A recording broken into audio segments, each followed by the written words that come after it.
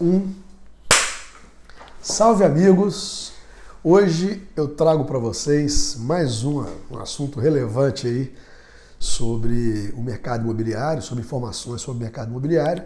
Para você que acompanha o nosso canal, que não acompanha ainda, deixa o seu like aí, se inscreva e receba toda semana material relevante como esse, falando sobre o mercado imobiliário, principalmente de Vitória, onde eu vivo, mas também com temas como esse de hoje, que ele tem abrangência para qualquer estado da federação e até mesmo para qualquer país. Bom, qual que é o mote hoje? O mote hoje são benfeitorias no prédio. Reuniões de condomínio, assuntos que envolvem a todos os moradores do prédio. Todos que moram em condomínio sabem que não é nada fácil ir para uma reunião de condomínio para decidir alguma coisa que envolva, principalmente, investimentos, né? Do ser humano é natural que cada um tente puxar a sardinha para o seu lado. Em outras palavras, no mundo das negociações, no livro de Uri, por exemplo, Como Chegar ao Sim, um livro fantástico, que recomendo a leitura por todos aqueles que trabalham no mercado imobiliário e que não trabalham no mercado imobiliário, porque a gente negocia o tempo inteiro na vida. Ele fala sobre o erro fundamental de atribuição. O erro fundamental de atribuição nada mais é do que uma pessoa querer que a outra pense como ele, ela ter certeza disso. Então, um exemplo. Poxa, faz de conta que eu sou fluminense e eu vou conversar com meu amigo Antônio Carlos, mas pensando como que o Antônio Carlos não é fluminense. Meu Deus do céu, mas como que ele não é? Eu tenho convicção que é o melhor para mim e eu quero que seja o melhor para ele. Isso é do ser humano. A partir do momento que a gente consegue sair desse ponto de vista, a gente consegue transitar melhor nos assuntos que envolvem uma negociação, principalmente com vários interesses em comum. Por que eu falo isso? Olha, aqui na minha cidade, em Vitória, principalmente no bairro onde eu atuo, o bairro da Praia do Canto, que é um bairro dos maiores PIBs do Brasil, per capita, o bairro está envelhecendo, né? Então tem muito prédio no bairro já com 30, 40 anos de construção. E esses prédios já carecem de algum investimento, né? Eu vou dar um exemplo. Por que isso? Prédios reformados, tá? O prédio, não digo o apartamento, o prédio reformado, ele agrega muito valor, muito mais do que foi investido por unidade no cômputo final. Para a gente ter uma ideia mais factível disso, vamos tomar como exemplo casos reais, né? Então, por exemplo, na rua que eu moro, tem alguns prédios mais novos, outros mais antigos, e tem um prédio bem antigo, construído em 1979. Apartamento de alto padrão, 4 quartos, 1 por andar, um prédio espetacular. E esse prédio estava bem derrubado. E olha só, é 1 por andar, hein? Pesado, cota extra.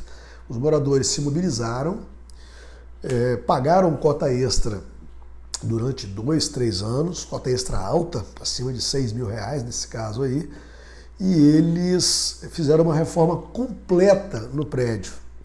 Reforma essa que levou o valor de metro quadrado, isso em termos de março de 2022, de R$10 mil, quanto era, para R$15 mil o metro quadrado, a última unidade vendida, o apartamento sem reforma. Tá? Ao passo que na mesma rua, outros prédios também muito bacanas, até mais novos, um prédio, por exemplo, 8 anos mais novo, ele vai alcançar aí em torno de R$11 mil o metro quadrado, um apartamento no mesmo padrão desse outro, um apartamento precisando de reforma. Obviamente, eu estou falando aqui de uma referência, prédio reformado, apartamento sem reforma, porque apartamento reformado também agrega valor, mas isso não está no cômputo agora, nós estamos falando das áreas comuns e coletivas, né? Até interessante isso, porque vale muito mais a pena você comprar um apartamento todo arrebentado num prédio que está todo reformado do que comprar um apartamento todo reformado num prédio todo arrebentado. Porque é justamente essa questão.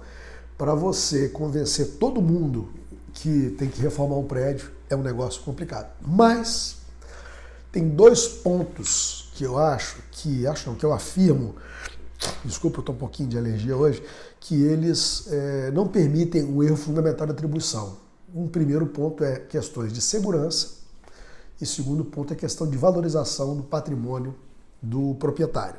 Segurança é indiscutível, um prédio que está com os elevadores em estado precário, ou caindo no reboco de fachada, alguma situação como essa, é indiscutível, tem que ser feito, e isso é uma benfeitoria necessária.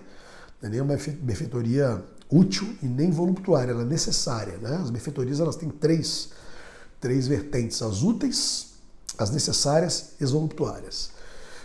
No caso de uma valorização, aí você já vai para benfeitorias úteis e voluptuárias, que você pode agregar muito valor. Veja, no apartamento, o exemplo desse prédio de 79, que eu citei anteriormente, o investimento por apartamento foi cerca de R$250 mil. Ah, mas poxa vida, Renato, mas o prédio tem muita coisa para fazer e tal.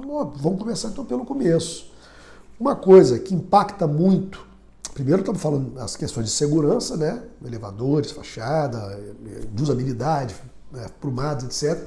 Mas depois vamos falar em benfeitorias voluptuárias, né? Que seria o embelezamento do prédio, etc. Uma coisa que custa muito pouco dinheiro, dentro do cômputo geral, e que tem um impacto incrível, é o mobiliário das áreas comuns. Se você pega um prédio que tem 30, 20 anos, com aquele mobiliário de plástico ainda antigo, se todos os moradores cotarem e fizerem a aquisição de móveis de design, uma decoração com plantas, uma textura, uma coisa que não envolva tanto investimento, mas tem um impacto muito grande porque são itens de usabilidade. Isso no livro A Estratégia do Oceano Azul de Kim Marbone, ele caracteriza isso como pontos frios e pontos quentes. O que são pontos frios e pontos quentes? Isso foi citado o case de Rudolph Giuliani, em Nova York, prefeito de Nova York, que acabou com a violência na cidade, onde os pontos quentes são o seguinte: locais onde você pode fazer um investimento pequeno, que vai ter um alto impacto, e pontos frios, ao contrário, aqueles locais que demandam um grande investimento e pouco impacto. Então, essa minha constatação, eu afirmo que, eu acho, é um vício de linguagem, eu afirmo que o momento de todos os condôminos, você e eu que moram em prédios antigos, eu moro num prédio de 30 anos, de reflexão para poder valorizar o principal. Lembrando que os apartamentos mais antigos possuem pé direito maior, possuem a localização invariavelmente melhor, porque foram construídos primeiro nos melhores terrenos do bairro. Então, colocando ali R$1 ali, vai voltar multiplicado. Vale muito a pena. E em cima ainda dessa minha constatação sobre benfeitorias nos imóveis, ainda fica uma sugestão para os incorporadores: assim que o prédio for entregue, logo que o condomínio for instaurado, já se iniciar naquele momento um fundo de reserva permanente para manutenção de longo prazo. Diferente do fundo de reserva para o dia a dia, tem que ter 2 fundos de reserva. Esse fundo de reserva seria, por exemplo, uma taxa, vamos chamar como uma taxa de manutenção permanente, não, um nome. Vocês me ajudam a escolher esse nome, fica aberto a sugestões para vocês comentarem aí, mas seria uma taxa que seria paga. E ao longo dos anos, daqui a 10 anos, tem uma bolada lá, ninguém tem que tirar dinheiro do bolso para poder fazer o investimento para sua benfeitoria. Imagina um prédio com 30 anos sendo depositado todos os meses uma quantia pelos moradores, quanto que representaria isso hoje para ser feito uma reforma colocando esse prédio fit.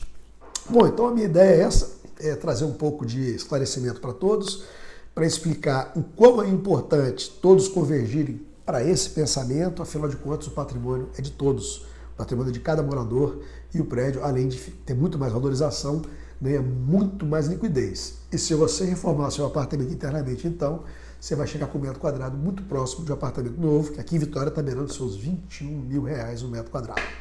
É isso aí. Eu sou Renato Avelar, corretor de imóveis desde 1991, coautor do livro Praia do Canto, a Vida das Ruas, velejador, motociclista, ciclista e um apaixonado pela profissão. Estou aqui para prestar qualquer esclarecimento que vocês queiram sobre o mercado.